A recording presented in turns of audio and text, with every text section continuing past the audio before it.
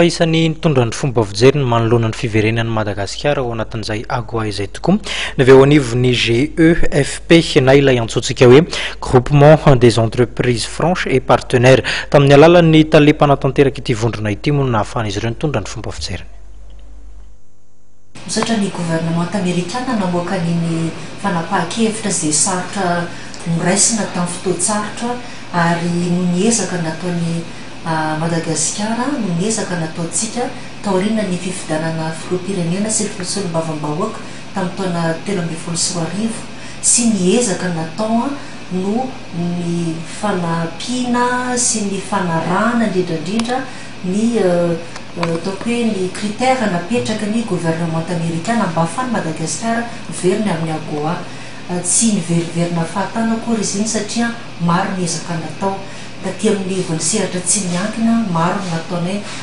ne serait-ce que fanajana ny zonom-piasa satria zay nanatiny fahazahoana ny AGOA resaka fiadina amin'ny kolikoly anatin'izay koa ny AGOA sy ny fitondrana tsara tatana koa anatin'ny AGOA sy ny fitondrana mivoaka amin'ny hoe demokratika zay ny antony zay aty amin'ny GFP moa zany anisany nahazo tombony tamin'ny AGOA raha resaka tarehimarika angamba no arosoko sahady tamin'ny taona 2014 Madagasikara efa nadefa hitana tany amin'ny tsenan'ny Amerikanina tany amin'ny vala amin'ny 30 tapitrisa $, ny volume ny exportation nefa Madagasikara tany Amerika. Taty amin'ny 4 taona 3 taona taty arina nidina 700 isan-jato zany ataoko hoe volume d'exportation zany ary niena dinena satria 530 tapitrisa $, fotsiny no nalefaka aty amin'ny GFP zany zay anisan'ny faly tamin'ny fanapahan-kevitra iny faly izy zay satria maro ny mpampiasa vola vahiny lasa orinasa 30 mikatona tamin'ny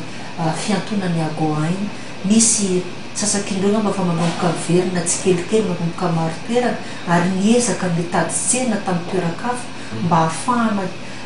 miasa sy mihodina sy tazona ny asa amindreo